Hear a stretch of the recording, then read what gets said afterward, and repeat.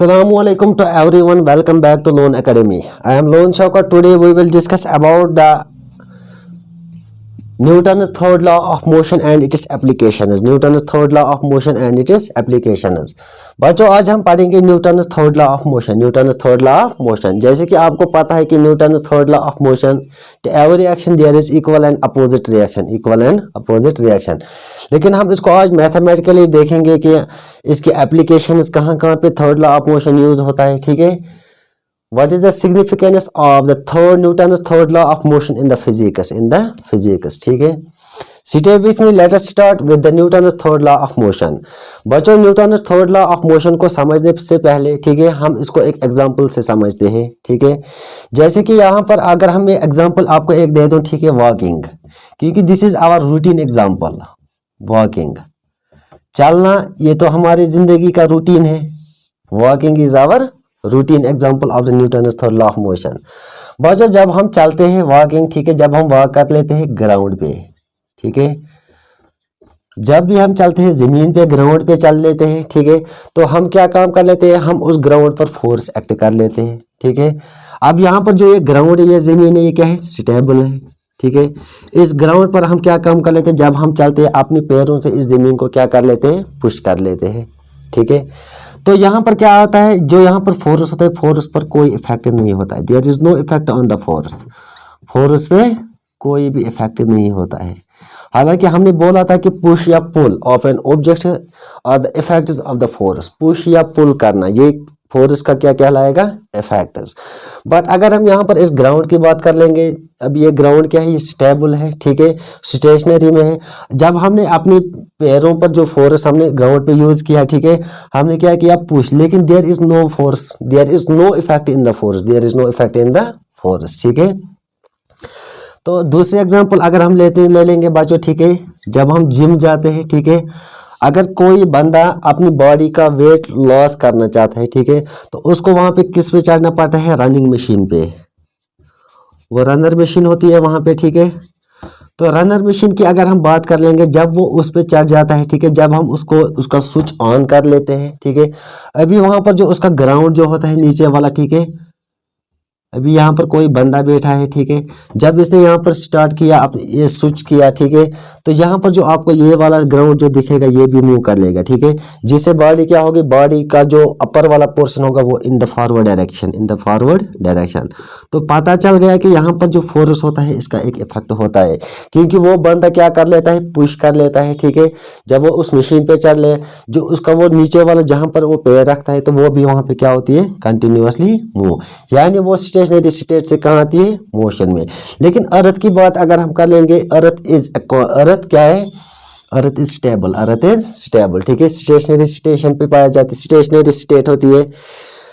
तो ये एग्जांपल थी Newton's third law of motion, running machine, walking. ठीक है, अगर हम इसको और एक एग्जांपल से समझते हैं, ठीक है, इसकी और एक एग्जांपल क्या है, ठीक है, अगर हम यहाँ पर बच्चों अगर हम एग्जांपल दे देंगे पहले इस ग्राउंड की। ठीक है, जब हम चलते हैं ग्राउंड पे, जब हम किस पे चलते हैं, ग्राउंड पे, ठीक है, तो क्या होता है, जो अब हमारी जो बॉडी होती है, हमारे जो पैर होते हैं, इस ग्राउंड पे जो फोर्स अप्लाई कर लेते हैं, ठीक है, तो उस ग्राउंड पे क्या लगता है, हमारी बॉडी का force, and this force is called as action force, remember this.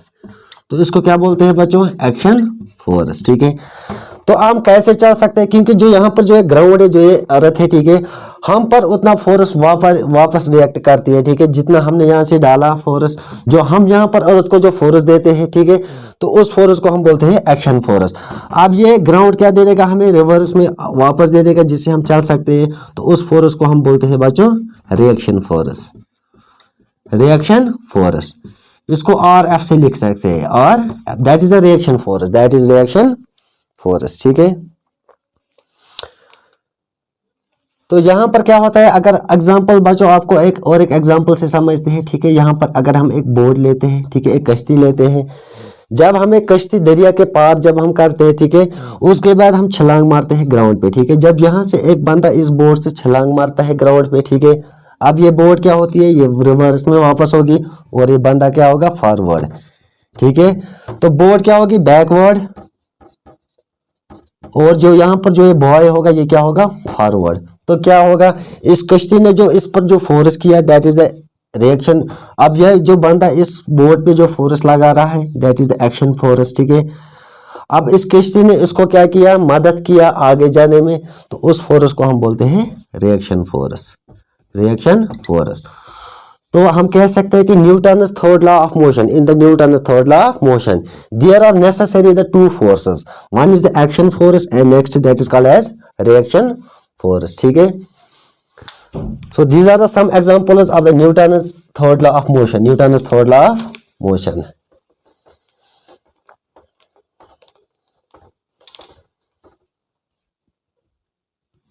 तो Newton third law of motion यही बोलता है कि अगर एक बॉडी बी बॉडी पे कोई फोर्स डालती है, ठीक है, अगर ए बॉडी बी बॉडी पे क्या डालती है, फोर्स, ठीक है, अगर कोई भी बॉडी दूसरी बॉडी पे फोर्स एक्सर्ट कर लेता है, अगर एक बॉडी दूसरी बॉडी पे क्या कर लेता है, फोर्स एक्सर्ट, ठीक है, तो जो दूसरी बॉडी होगी, ठीक है, वो भी उसी मैग्नीट्यूड से वो फोर्स उस बॉडी पे एक्सर्ट करेगी। फॉर एग्जांपल अगर यहाँ पर ए बॉडी बी बॉडी पे force let it will be the 10 Newton, ठीक है, अब ये जो बी बॉडी है ये ए बॉडी पे जो फोर्स एक्सर्ट करेगी सेम दैट इज 10 न्यूटन, लेकिन यहाँ पर मैग्नीट्यूड जो फोर्स का होगा वो सेम होगा, लेकिन यहाँ पर जो डायरेक्शन होगी, ठीक है, डायरेक्शन क्या होगी, that is opposite, that is opposite, ठीक है, डायरेक्शन यहाँ पर होगी अपोजिट। मैग्नीट्यूड क्या होगा फोर्स का सेम, लेकिन डायरेक्शन क्या होगी अपोजिट, यही कहा था न्यूटन ने, ठीक है। तो Newton third law of motion को हम डिफाइन कर लेंगे, कैसे कर लेंगे, तो Newton third law of motion states that whenever one body exerts a force, whenever a body exerts on a force, whenever a body exerts on a force on another body, on another body, जब भी कोई body दूसरी body पे क्या कर लेगी, exert कर लेगी फोर्स, ठीक है, the second body exerts, the second body exerts, अभी जो यहाँ पर जो दूसरी बॉडी है कि वो भी क्या कर लेगी, एक्सर्ट कर लेगी, equal and opposite, equal and opposite, equal and the opposite force on the first body, opposite force on the first body, ठीक है, force on the first body. Newton ने यही कहा था कि जब भी कोई बॉडी दूसरी बॉडी पे फोर्स एक्सर्ट कर लेती है, ठीक है, अब वो जो दूसरी बॉडी है वो भी एक्सर्ट कर लेगी वही फोर्स, लेकिन वो फोर्स क्या होगा, मैग्नीट्यूड में इक्वल होगा, लेकिन डायरेक्शन उनकी क्या होगी, अपोजिट, ठीक है। Force exerted by the body, अब जो ये फोर्स एक्सर्ट कर लेता है बॉडी फर्स्ट, फोर्स एक्सर्टेड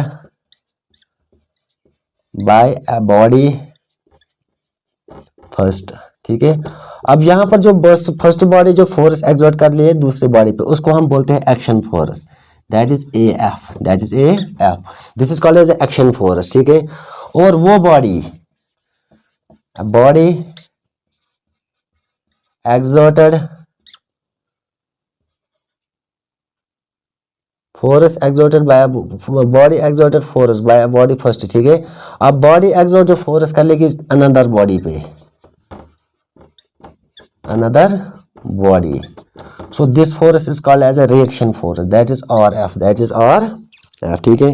अभी इनका क्या होगा, इनका जो मैग्नीट्यूड होगा body A and the body B, body A and the body B, magnitude are in same, इनका मैग्नीट्यूड हमेशा सेम होगा।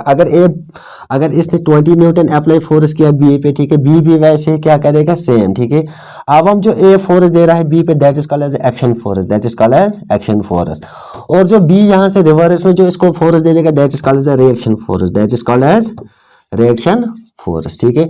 तो Newton third law of motion में बॉडी पे दो फोर्सेस लगते हैं, ठीक है, एक तो एक्शन फोर्स, दूसरा क्या है, that is called as reaction force, ठीक है। तो इस डेफिनेशन से यही पता चला कि an Newton third law of motion states that every action has equal and opposite, every action has every action as an opposite, ठीक है, इक्वल एंड अपोजिट रिएक्शन, ठीक है, equal and opposite reaction this is a Newton's third law of motion, ठीक है, opposite reaction to every action there is equal and opposite reaction is called as a third law of motion, ठीक है। लेकिन यहाँ पे बच्चों एक सवाल है, ठीक है, अभी आपने बोला कि जब हम ग्राउंड पे चलते हैं, ठीक है, तो ग्राउंड पर हमारे पास दो फोर्सेस लगते हैं, एक तो एक्शन फोर्स एंड दूसरा रिएक्शन फोर्स। जो हमारे पैर जो फोर्स अप्लाई कर लेते हैं on the ground that is action, और जो जमीन ग्राउंड हम हमारे पैरों पे जो वापस फोर्स देते हैं दैट इज रिएक्शन फोर्स। अब यहाँ पर हमें पता है कि यहाँ पर जो ग्रेविटी का कंसेप्ट है, दिस इज एक्सेप्शनल केस, ठीक है, तो ग्रेविटी का कंसेप्ट है यहाँ पर अर्थ टू अट्रैक्ट कर लेती है टूवर्ड्स सेल्फ, ठीक है, तो जमीन अपने आप खींचती है। लेकिन यहाँ पर क्या काम होता है, ठीक है बच्चों, यहाँ पर अगर हम ग्रेविटी की बात कर लेंगे, gravity always help us in the standing, ठीक है, तो हमेशा ग्रेविटी हमें किस में मदद दे देगी, खड़ा होने में, चलने में वो कभी मदद नहीं देती है, ठीक है, ये इंपॉर्टेंट पॉइंट याद रखना। ग्रेविटी का जो कंसेप्ट आता है, तो ग्रेविटी से हमें यही कि हम खड़ा रह सकते हैं, स्टैंडिंग, तो रोल ऑफ द ग्रेविटी। लेकिन चलने में ग्रेविटी का इंपॉर्टेंट रोल नहीं होता है, ग्रेविटी का रोल क्या होता है, ऑलवेज हेल्प अस इन स्टैंडिंग, ठीक है, ये क्या था, exceptional case, this is total about the gravity.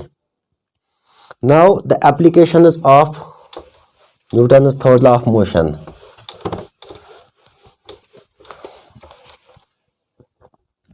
Applications of the Newton's third law of motion.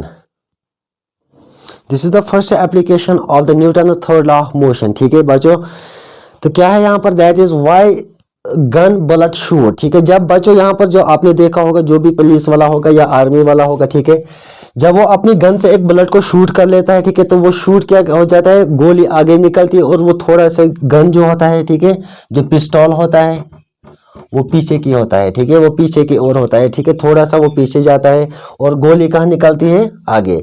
यहाँ पर भी अब हम देखेंगे Newton's third law of motion, तो क्या होता है यहाँ पर बच्चों, यहाँ पर क्या होता है, व्हाई द गन रिकॉइल्स, ये आपका क्वेश्चन आता है कि ये जो गन है ये पीछे क्यों होता है, ठीक है।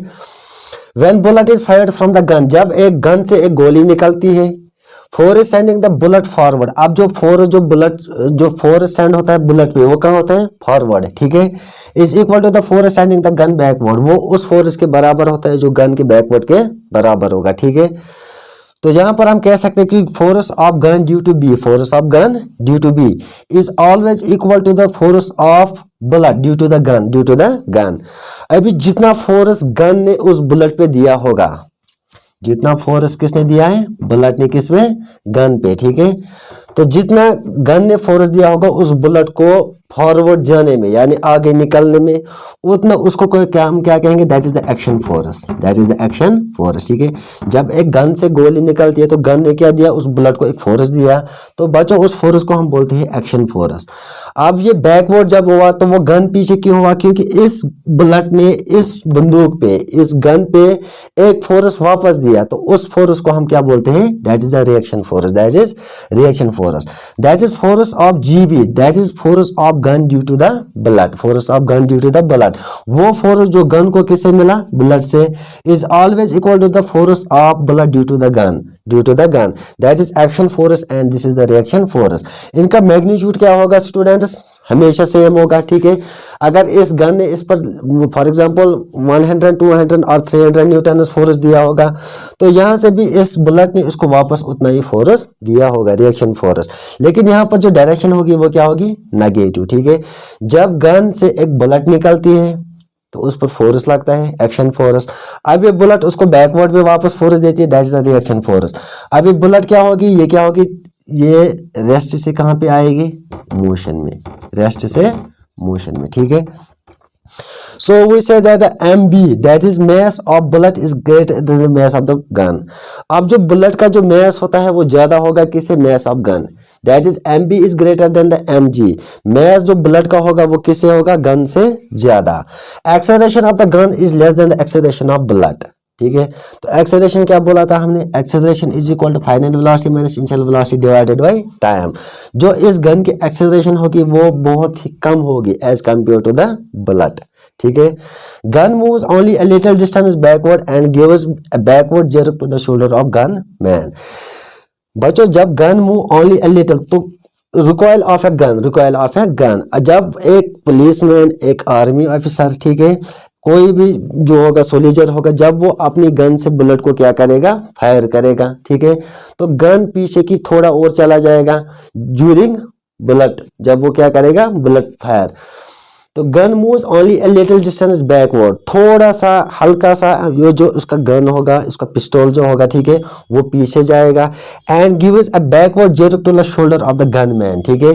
तो इसीलिए जो एक आर्मी वाला होगा और एक जो भी सोल्जर होगा, ठीक है, किसी भी डिपार्टमेंट से होगा, उसको पता होगा कि ड्यूरिंग फायरिंग, जब वो फायर कर लेता है बंदूक से, उसका जो वो बैलेट होता है वो शोल्डर के साथ अटैच होता है। क्यों? उस वक्त क्या लगता है, जब वो gun moves only little distance backward, थोड़ा सा ड्यूरिंग फायरिंग अ बुलेट, जब वो बुलेट पे फायर कर ले, जब वो फायरिंग बुलेट कर लेता है, ठीक है, जब वो गोली चलाता है तो उस पे क्या लग जाता है, and gives a backward jerk, उसको थोड़ा सा, जब वो गन पीछे जाता है उसको एक jerk लग जाता है, एक झटका लग जाता है, ठीक है, to the shoulder of a gun man, उसके जो शोल्डर्स होते हैं उस पर थोड़ा सा झटका लगता है, ठीक है। अभी जो भी पुलिस वाला होगा, आर्मी वाला होगा, उसको पता होगा।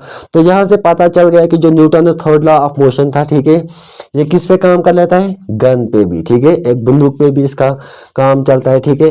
इसके बाद जो इसकी दूसरी एप्लीकेशन है, that is flying of jet aeroplanes and rockets, ठीक है।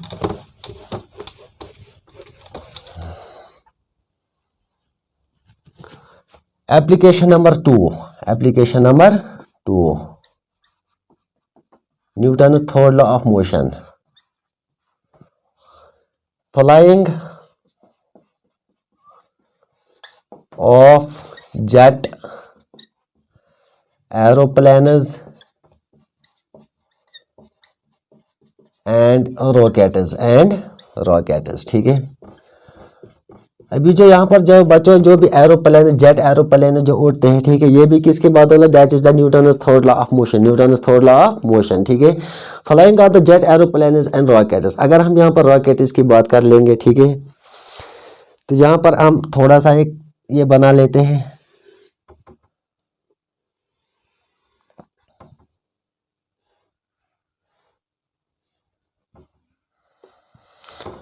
For example this is a rocket, ठीक है। हमारे पास एक रॉकेट इंजन है, एक रॉकेट है, ठीक है, एक रॉकेट। जब हम क्या काम कर लेते हैं, जब हम इस रॉकेट के अंदर क्या काम कर लेते हैं, इसके इंजन में हम क्या डालते हैं, फ्यूल, क्या डालते हैं, फ्यूल, ठीक है, तेल। तो कौन सा तेल लगता है, केरोसिन, ठीक है। जब हमने इस रॉकेट के इंजन में क्या डाला, फ्यूल डाला, अब वो फ्यूल क्या हुआ, ड्यूरिंग इंजन स्टार्ट हुआ, ठीक है। अब ये फ्यूल की क्या हुई, कंबशन, क्या हुई, कंबशन, ठीक है। तो कंबशन जब होगी तो वहां पे क्या होगी, केमिकल रिएक्शन होगी, केमिकल रिएक्शन। जब केमिकल रिएक्शन होगी तो वहां पर क्या प्रोड्यूस हो जाएंगे, गैसेस इवॉल्व होते हैं, ठीक है, गैसेस आर इवॉल्व्ड। आपने देखा होगा जब एक मिसाइल को, जब भी एक रॉकेट को लॉन्च किया जाता है, ठीक है, इसके जो नीचे वाला जो हिस्सा होता है, पीछे वाला हिस्सा, ठीक है, वहां से क्या होते हैं, गैसेस निकलते हैं, क्या निकलते हैं, गैसेस बाहर आ जाते हैं, ठीक है। जो ही ये गैसेस बाहर आ जाते हैं तो ये जो रॉकेट होता है ये क्या होता है, लॉन्च होता है, ठीक है। हमने क्या कहा, जो फ्लाइट, जो application Newton third law of motion, that is flying of the jet aeroplanes and the rockets, ठीक है। जब हमने रॉकेट के इंजन में क्या डाला, फ्यूल डाला, केरोसिन डाला। इसके बाद जब पायलट ने स्टार्ट किया अपने जब हमने स्टार्ट किया, ठीक है, इस इंजन में हमने डाला फ्यूल, फ्यूल को क्या हुई, कंबशन, ठीक है। तो जलना, कंबशन से क्या हुई, एक केमिकल रिएक्शन, जहां से क्या हो गए, गैसेस आर प्रोड्यूसर, ठीक है। अब इंजन ने क्या काम किया, इंजन में हमने क्या डाला, फ्यूल डाला था।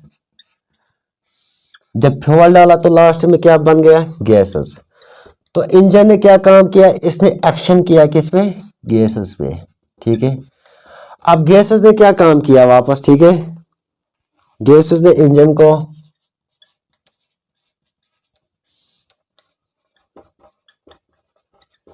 जब गैसेस इंजन ने जब हमने इंजन में डाला फ्यूल, फ्यूल से क्या निकला, गैसेस, ठीक है। तब जाके गैसेस क्या हो जाए, ये गैसेस जब बाहर आ जाएंगे तो इंजन क्या होगा, ठीक है। यहाँ से गैसेस जो इवॉल्व होते हैं तो गैसेस इंजन पे क्या कर लेते हैं, that is a reaction force, that is reaction force. जब गैसेस बाहर निकलेंगे यहाँ से, जो भी यहाँ पर जो गैसेस होंगे जब ये बाहर निकलेंगे तो क्या होगा, that is a reaction force. तब जाके जो यहाँ पर ये रॉकेट होगा ये क्या होगा, लॉन्च होगा, ठीक है। So this is total about the Newton's third law of motion.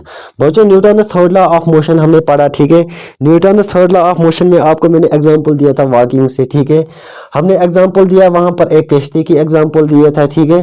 तो Newton's third law of motion यही कहते हैं कि यूनिवर्स में हर एक बंदा, ठीक है, तो वॉकिंग से जो वॉक करता है, जैसे कि वॉकिंग जो रूटीन एग्जांपल है हमारी, तो हम पर दो फोर्सेस लगते हैं, one is called as action force and next that is called as a reaction force, ठीक है। जैसे कि मैंने अभी पैर डाला जमीन पे, this is the action force, जमीन ने मुझ पे वापस जो फोर्स डाला that is called as a reaction force, ठीक है। तो Newton's third law of motion का स्टेटमेंट ये है कि to every action there equal and opposite direction, ठीक है। तो न्यूटन ने यही कहा था कि जो भी फोर्स एक बॉडी दूसरी बॉडी पे एक्सर्ट जो होती है, ठीक है, उनका मैग्नीट्यूड क्या होता है, सेम होता है, लेकिन डायरेक्शन जो उनकी होगी वो क्या होगी, that is opposite, that is opposite direction, ठीक है। इसके बाद हमने पढ़ा था applications of the Newton's law of motion. पहले हमने बोला था कि जो जब एक बंदूक से एक गोली निकलती है, ठीक है, इसके बाद वो जो गन होता है इसको रिकॉइलिंग होती है, यानी वो पीछे चला जाता है, क्यों, बैकवर्ड डायरेक्शन में होता है, क्योंकि वहां पर क्या होता है, जो मास ऑफ जो बुलेट होता है is much then the mass of gun, ठीक है। इसके बाद जो उनका जो गन ने जो फोर्स दिया गोली पे दैट इज द एक्शन, और गोली ने जो वापस बैकवर्ड में दिया that is called as a reaction force. इसके बाद हमने पढ़ा था application number 2, that is the flying of the jet aeroplanes and the rockets. हमने यहाँ पर बोला कि जब हम रॉकेट के इंजन में क्या डालते हैं, फ्यूल, वहां से कंबशन होती है, वहां से केमिकल रिएक्शन होती है, जब केमिकल रिएक्शन होगी तो वहां से क्या हो जाएंगे, गैसेस आर इवॉल्व्ड, ठीक है। तो जो ही क्या होता है जब इंजन एक्शन कर लेते हैं गैसेस पे, तो गैसेस क्या प्रोड्यूस कर लेते, गैसेस क्या कर लेते हैं इंजन पे, रिएक्शन फोर्स। जब ये गैसेस बाहर आ जाते हैं, ठीक है, तो ये रॉकेट क्या हो जाता है, ये लॉन्च हो जाएगा, ठीक है। बच्चों ये था third law of motion, Newton's third law of motion, ठीक है। इस Newton's third law of motion में हमने पढ़ा एप्लीकेशंस एटसेट्रा, ठीक है। अगर वीडियो अच्छा लगे तो वीडियो को शेयर, लाइक करना, कमेंट करना, ठीक है। और हमारे चैनल लोन एकेडमी पे क्या करना, सब्सक्राइब। Thank you.